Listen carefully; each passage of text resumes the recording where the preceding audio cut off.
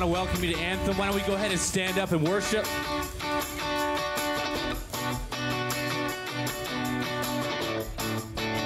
Here we are.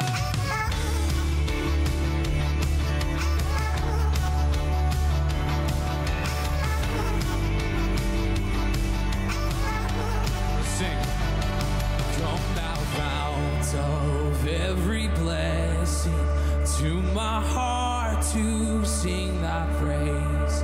Streams of mercy never ceasing, call for songs of loudest praise. Teach me some melodious sonnet, sung by flaming tongues above. Praise the mount I'm fixed upon it, mounts of thy redeeming love. Praise the mount I'm fixed upon it, mounts of thy redeeming love.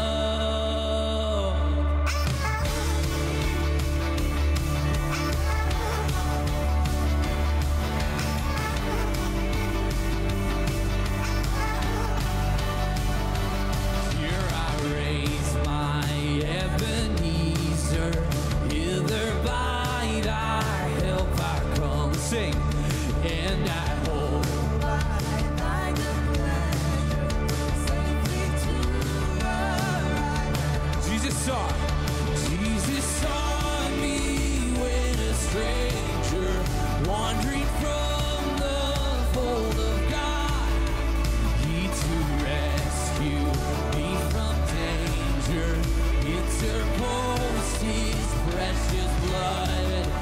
He to rescue me from danger, interposed his precious blood.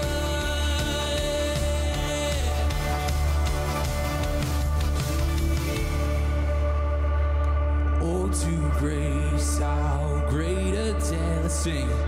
Daily, let thy goodness bind my wandering heart to thee. Prone to wander, Lord, I feel it. Prone to leave the God I love. Here's my heart, oh, take and seal it for thy courts above. Here's my heart, oh, take and seal it for thy courts above.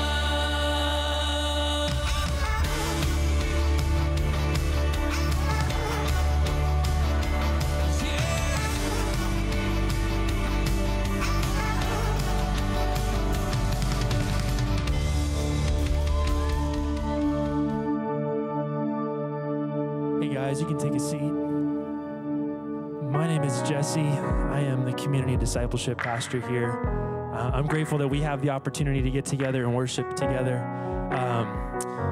We here at Anthem care about making this place home. And so we as a staff and volunteer team are doing everything we can to make it a place that you can call home. And our invitation for this year in 2023 is that you would make Anthem your home, if that's something that you want to do. And so you can do that in a few ways, but one of the first things I want to say is that if you're a first-time guest with us here today, a special welcome to you. We're really glad that you're here. It's scary and a bit weird to go into a place you're not familiar with, so we're glad that you braved that. But here's what you can do if you are a first-time guest here at Anthem today. I want you to text Anthem Guest, all one word, Anthem Guest, to 55498. That's Anthem Guest to 55498. If you fill out that Connect card that will show up, and come out to our Growing Disciple Center afterwards, we got a gift for you. And we would love to connect with you. So if you text Anthem Guest to 55498 and head out to our Growing Disciple Center, which is the tent just outside the doors, we have a gift for you, and we'd love to connect with you. Also, if you're someone who's been attending for a while, and maybe it's your first couple of times here and you want to get involved, that's also the place you can get involved. And we would just love to be able to volunteer and serve together here at this church. We have a couple of cool things that are coming up, but before we get to those, we're going to take up our offering. Our offering, you can give in a couple of different ways. First of all, you can give offering here in person. Our ushers will be taking up the offering here. And then we also have a way you can give online, which is text Anthem Connect to 55498. 55498 is just our number. So 55498, text Anthem Connect. You'll see an option for giving, and you can give online there. You can also, with that same keyword, get involved, sign up for groups, anything like that. So we also have just a couple of things that are coming up here in our church community at Loma Linda University Church. One of those things is there is a marriage seminar that is coming up, and I'm just going to read to you what it is. It's called Little Rock in My Shoe. It's Roger and Kathy Hernandez. They're a dynamic couple who will provide a marriage seminar on January 27 and 28 to revive and rejuvenate your marriage with love, lessons, and laughter. So it starts on Friday at 6:30 p.m. with a light dinner, Sabbath 10:30 a.m. in the main sanctuary, and following fourth service, there will be a lunch provided followed by an afternoon seminar. So if that's something that you're interested in, then we want you to be able to join into that. So there's a marriage seminar happening there. There's also divorce care, which is an open program for those going through or having gone through a divorce. And so it's a way that we at the church want to be able to help you find community and support through that process, or even far after the process, to be able to journey through that. And the way that you can get involved or connected to that is it starts January 31st. It's going to be 13 weeks meeting here in this building in room 1402. And so if you'd like to be involved in that, that's where you can find that community. Last thing we want to talk about before we get to our sermon for today is we started our second session ever of small groups this last week. And so if we have I think it's 10 leaders, I think at this point, 10 leaders with people in small groups. I see Celeste here is leading a group, and I know my wife and I are leading a group. I know there's a few other people. I don't want to take up too much time, but we have some people here who are leading a group, and we're really excited about that. It's a lot of fun. If you're wanting to join a group, you still can. We have open signups through pretty much today if you're interested. And so if you want to sign up for a group, we have a few spots left. Head out to our Growing Disciple Center afterwards, or text Anthem Connect to 55498, and you can sign up that way. So that's just a few of the things that are happening in this community. We're really excited about that. And today we're going to be in the second part of Pastor Randy's sermon series called Insiders, Outsiders. So let's pray as we go into that. Lord, we thank you so much for being here, present with you and with each other. We ask that your Spirit would speak to us in this moment, that you would move us and shape us through the words that are said, through how you get it deep into our life over the course of the next week, Lord. And so we just pray that we would look more like you as a result of coming here today and being part of community and journeying with you throughout the week. We love you in your name. Amen.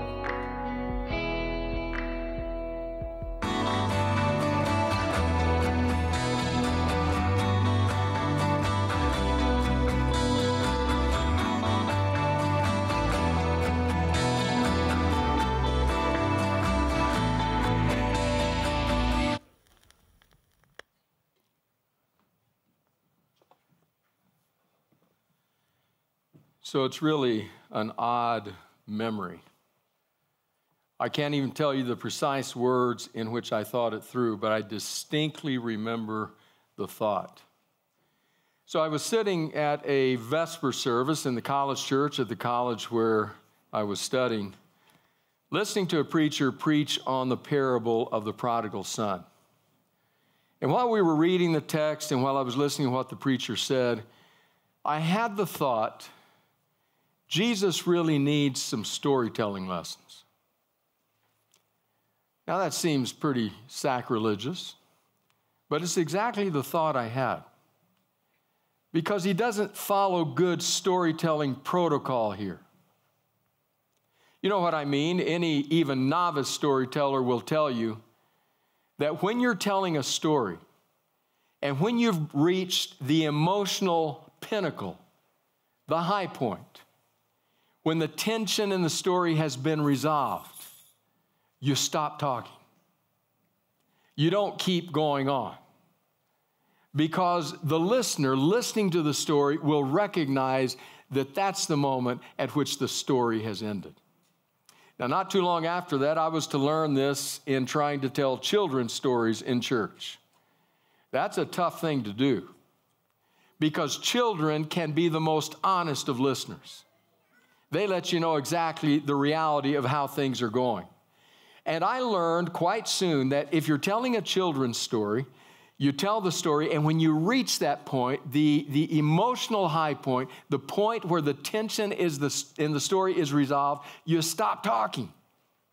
Because if you don't, if you do, as one preacher put it, if you just keep filling the air with ought and must and should and ought and must and should, and you need to do this at home, you need to do this, they've stopped listening. They're rolling around on the stage, pinching each other, picking their nose. They have no interest anymore in what you're saying. The story has ended. Well, I think people, adults, are the exact same. You know it from any movie you've watched, from any story you've heard, from any novel you've read. When the issues are resolved, the emotional high point, you stop. And that's why that night it struck me. In reading the story and in listening to the preacher, I thought Jesus missed his moment. He missed his mic drop moment. He should have stopped because the story's over. Should have ended in verse 24. So let's read the story in fairness to Jesus. Luke chapter 15, starting with verse 11. Jesus continued. There was a man who had 2 sons. The younger one said to his father, "Father, give me my share of the estate." So he divided his property between them. Not long after that, the younger son got together all he had, set out for a distant country, and there squandered his wealth in wild living. After he had spent everything, there was a severe famine in that whole country, and he began to be in need. So he went and hired himself out to a citizen of that country, who sent him into his fields to feed the pigs. He longed to fill his stomach with the pods that the pigs were eating, but no one gave him anything. When he came to his senses, he said, "How many of my father's hired servants have food to spare, and here I am starving to death? I will set out and go back to my father and say to him, 'Father, I have sinned against heaven and against you. I'm no longer worthy to be called your son. Make me like one of your hired servants.' So he got up and went to his father.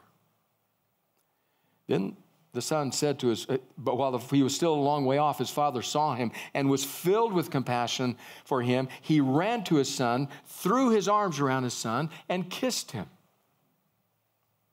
The son said to him, 'Father, I've sinned against heaven and against you. I am no longer worthy to be called your son.' But the father said to his servants, 'Quick, bring the best robe and put it on him. Put a ring on his finger and sandals on his feet. Bring the fattened calf and kill it. Let's have a feast and celebrate. For this son of mine was dead and is alive again. He was lost and is found.' So they began to celebrate." That's where Jesus should have stopped. Because the emotional tension in the story has been resolved. At that moment, you say, "And they lived happily ever after." You don't say, "Meanwhile, back at the ranch," because it's been resolved. Now, in credit to Jesus, he started in an extremely effective way. He shows his storytelling credentials in how he began, because he set up a situation where there was conflict, where the equilibrium of the listener was upset, where there was uncertainty about how this would work itself out. He started out by saying, "Father, 2 sons, younger son says, 'Give me what is mine, give me my share of the inheritance,' a statement that no child, at least no dignified family, would have a child that would speak that to a father in Jesus' world. And so immediately the listener's equilibrium is upset. Conflict is introduced. I got to hear how this comes out. Ungrateful kid. Now, even though the listeners lived 2 millennia before Iron Mike Tyson, they would no doubt have wanted to say to that kid what Iron Mike said about his opponents. Mike said, "Everybody has a plan until you punch them in the mouth." And that's true. And no doubt those listeners are thinking, "Yeah, this kid may have a plan. It's time for you to deal with him. Not give him the inheritance. What are you doing?" So Jesus starts in a very effective way. The listeners are drawn in. They're captured by what he's saying in the story, and Jesus just continues to unwind the tale. And as he unwinds the tale, the prodigal son unravels. Ends up in the slime of the swine, crawling around with such a ravenous hunger that he wants pig food to eat. When he gets to that place, there's only one word on his mind. Only one word he can say.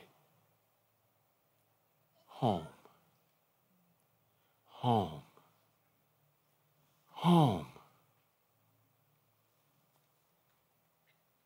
And then the scene shifts. We go from the pigsty to the front porch. And on the front porch sits the Father. A father who has sat on this front porch day after week after month, gazing down that long lane that leads to a far country, hoping, praying, peering, nothing.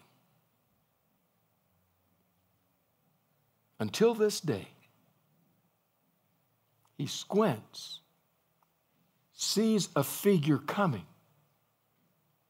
He's skeletal, cadaverous, lurching, staggering, stumbling. But there's something oddly familiar. And the father looks, asking, could it be? Is it? It is. And then he does what no dignified Jewish father of his day would do. He runs, picks up his garments, and runs, and sweeps this stinking, foul-smelling, skeletal figure into his embrace. The son is trying to choke out the words, Father, just a servant, just a morsel. But he'll have none of it, none of it. Quick, bring the robe, put it on him. Bring those jeweled sandals, let him wear those. Bring the signet ring and find the fatted calf. We're going to have a party.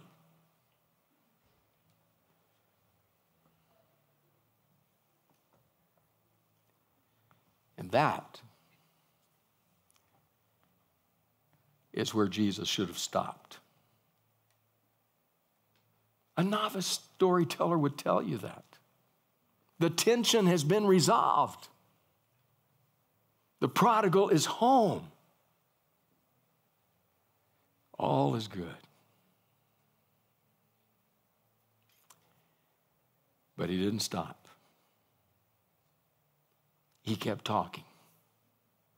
Meanwhile, back at the ranch, took me years to understand why Jesus did that. From that Vespers program, I carried that question in my mind. Why? Took me years studying Luke 15, listening to Fred Craddock, New Testament scholar, homiletician, reading others. And then I realized that maybe Jesus wasn't such a novice, but maybe actually he was a master. Because I came to understand that this story is not about the prodigal son. I mean, it is. He's central to the plot, to what happens, but it's not really about him. I mean, we call it the parable of the prodigal son. Even my NIV Bible here gives it the title, the parable of the lost son. Some say, no, that's not what we should call it. We should call it the story of the waiting father. And with no question, the father's grace-filled heart is on full display here. But it's not even a story about the waiting father. The story is about the older brother. That's what the story is about. And it is for that reason that Jesus says, meanwhile, back at the ranch.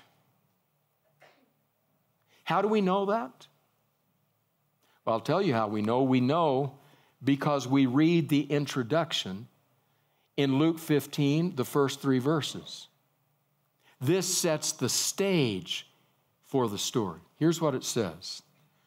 Now the tax collectors and sinners were all gathering around to hear Jesus. But the Pharisees and the teachers of the law muttered, "This man welcomes sinners and eats with them." Then Jesus told them this parable. So what we have is a crowd that is gathered around Jesus that is made up of 2 groups of people, the insiders and the outsiders. Jesus, expert at reading his audience, immediately realized what was happening. The insiders, with furrowed brow and sideways glances, were saying, "How'd they get in here? And look at him, look at him. He's not just embracing them, he's eating with them, he's treating them like he should be treating us. What are they doing here?" Insiders and outsiders. And Jesus says, there was a man, 2 sons. One wandered away, came home, celebrated. Meanwhile, back at the ranch, now he's coming to the point of the story. So we read it, Luke 15 again, this time beginning in verse 25. Meanwhile, the older son was in the field. When he came near the house, he heard music and dancing. So he called one of the servants and asked him what was going on. "Your brother has come," he replied, "and your father has killed the fattened calf because he has him back safe and sound." The older brother became angry and refused to go in. So his father went out and pleaded with him. But he answered his father, "Look, all these years I've been slaving for you and never disobeyed your orders, yet you never even gave me a young goat so I could celebrate with my friends. But then this son of yours who has squandered your property with prostitutes." Curious, that's the first time that's mentioned in the story. Is the older brother just adding details? Who has squandered your property with prostitute comes home and you kill the fattened calf for him. "My son," the father said, "you are always with me. Everything I have is yours. But we had to celebrate and be glad because this brother of yours was dead and is alive again, was lost and is found."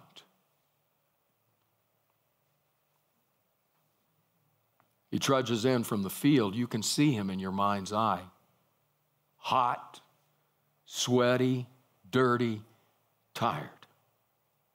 Only to be greeted by an entirely unexpected scene.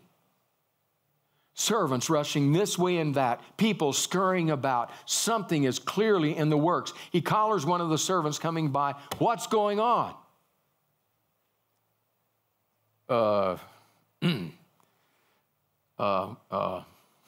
Well, why don't you ask your father?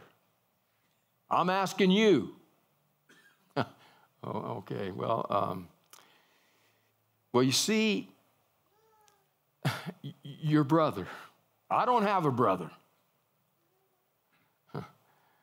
Funny thing, it appears you do. And he came home. What? Yeah, he came home. And your father was so excited to see him that we're going to have a party.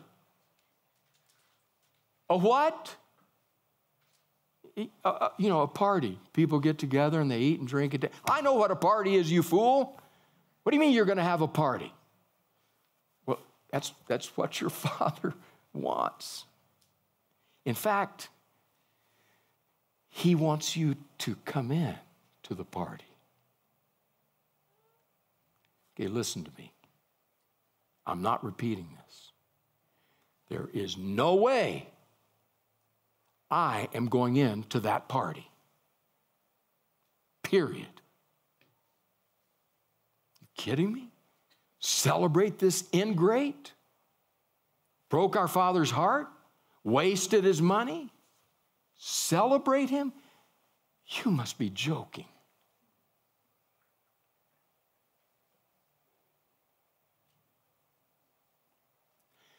Now, the older brother gets a lot of bad press. But I'll have to say, maybe we ought to ease off the gas pedal. Because hasn't he earned the right to be angry?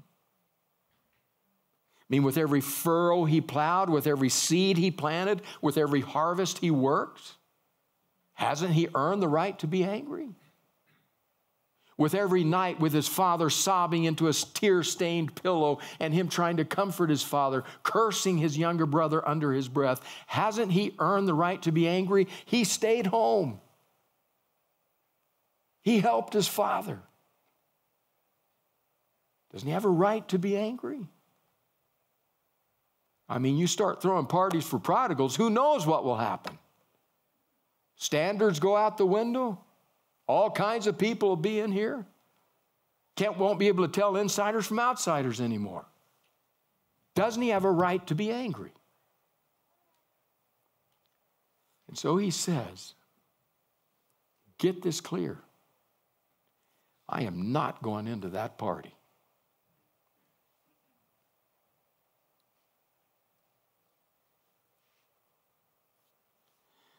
You know, I guess what bothers me about this story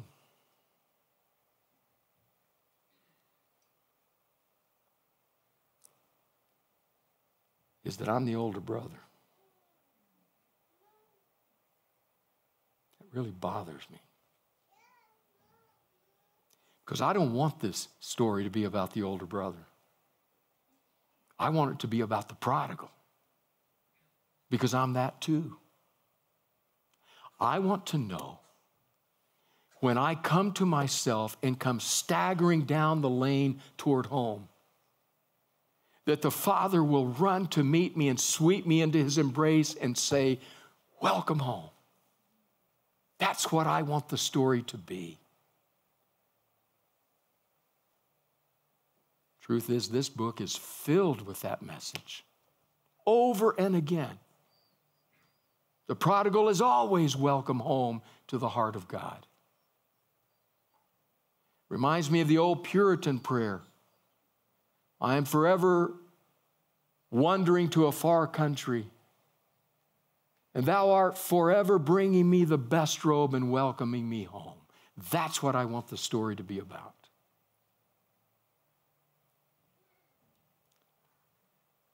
But that's not really what it's about. What it's about is whether or not, when the younger son, the prodigal, comes home, whether or not the older brother will go to the party. And so instead of ending in verse 24, and the band striking up the music and us singing Amazing Grace, my chains are broken, I've been set free. Instead of that, we come to the end of the story, and Jesus presents me with a piercing, a probing, a penetrating, a prying question. And that is, Randy, will you treat the outsider like an insider? Will you go to the party? That's the story. Truth is, misery loves company. I take comfort in the fact that I'm looking at a bunch of insiders as well. So I'm not the only one facing the question. The truth is, we have the immense privileges of the grace of God. We've been welcomed home as prodigals, and now we've been drawn in to his embrace that makes us insiders. Now the question is, what will we do with that privilege? So it brings me back to the words of Scott Cormode in his book, The Innovative Church. Listen to what he writes. Hospitality means extending the privileges of community to people who do not have the standing in the community to expect it. It is treating outsiders like insiders. Another way of saying it is that hospitality is extending privileges across differences. The key word there may well be privileges. The big lies that we believe center around the idea that not everyone deserves privileges and that we, the insiders, get to decide who are given privileges. But the way to counter those lies with the truth of the gospel is to say, we must offer hospitality to all of them because God offers hospitality to all of us. That's what the Father does. That's what Jesus is saying as the Father asks the older brother to come in. You know, the truth is, Jesus may actually be a genius storyteller. Because when we reach this point of intense conflict, the father and the older brother, he leaves us with a question. The father goes out to the older brother, and the older brother strikes back at him, and the father says to him, "My son, you are always with me. Everything I have is yours." In other words, you have all the privileges. I have held nothing back from you. But what touches me most about that is there are 2 or 3 different words that Jesus could have used, that Luke could have recorded when the Father addresses the Son as my son. He chose the Greek word that is the richest with endearment. It is as though the Father grabs the older son by both shoulders, looks deeply into his eyes and says, "My dear boy, my dear boy. Everything I have is yours. You have all the privileges. Your brother returning doesn't diminish you. Won't you come into the party?" And that's where Jesus ends. That's where he stops talking. So what we see is a background of dancing firelight, laughter, shuffling feet of the Jewish dances, people having a party. But in the foreground, we can see 2 profiles. The profile of the father leaning in entreaty to the older son, and the older son pushing him away. And that's where Jesus stops talking. Genius. Because by that, he is telling me, he's telling you, the listener, you finish the story. You tell us what happens next. And you will tell us what happens next by whether or not you choose to treat outsiders like insiders. Genius. So 1,500 years ago, Saint Benedict of Nursia had a rule at his monasteries for his monks, especially for his porters. The porters were the ones that tended to the door. He had this rule because he went by the dictum that would be written much, much later. But the dictum that said, how we treat opening the door to others is how we treat the world. So Saint Benedict told his porters, First, you have to sleep close to the door so that you can hear even the faintest knock. And when you hear the knock, you immediately respond with all the love of Christ and the reverence for God. May His grace be yours. And then you open the door. And when you open the door, you say, thanks be to God. Welcome.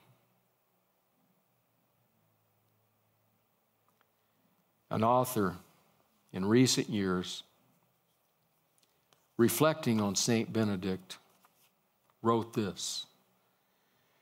In contrast to St. Benedict's rule, the 20th century writer Dorothy Parker used to answer her telephone with this greeting. What fresh hell is this? How do you respond, says the writer, when somebody knocks on the door of your church or home or life? Is it closer to what fresh hell is this? Or to thanks be to God? Welcome. So Jesus leaves it to us to decide. Outsiders and insiders.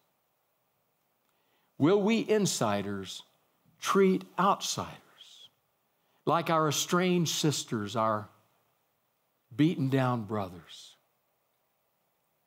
like insiders to the heart of God? And when they come, will we say, thanks be to God? Welcome.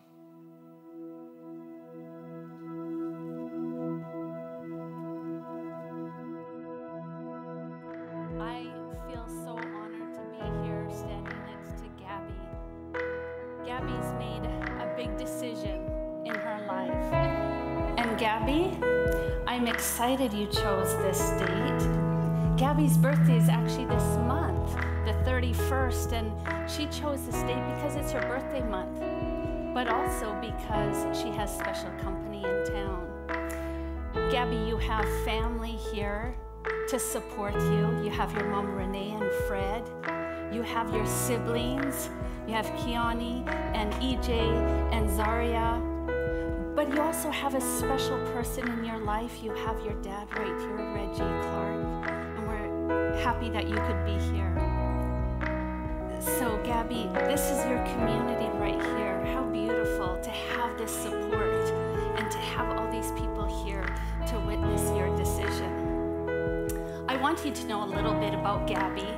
Gabby is a little bit quieter. She has a strong presence, but she has so many talents. Gabby loves art. She loves nature. She likes hiking. She's also been dabbling with some cooking, and you may have to go over to her house to get some, eggplant parmesan, I hear. I hear it's very, very good. But Gabby, your decision today, it's beautiful, because I think that heaven is having a party right now. They are rejoicing for you. And you have said publicly that you want to be baptized and give your heart to Jesus in front of everybody here today.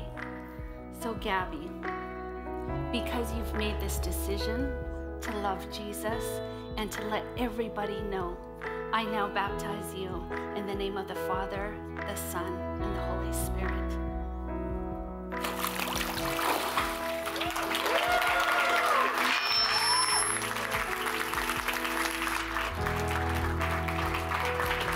You have witnessed this here today, and if any of you have a stirring on your heart that you want to give your life to Jesus and that you want to continue your journey with Him, please contact one of the pastors, Pastor Josh, Pastor Jesse, and we'd be happy to follow up with you. God bless and have a happy Sabbath.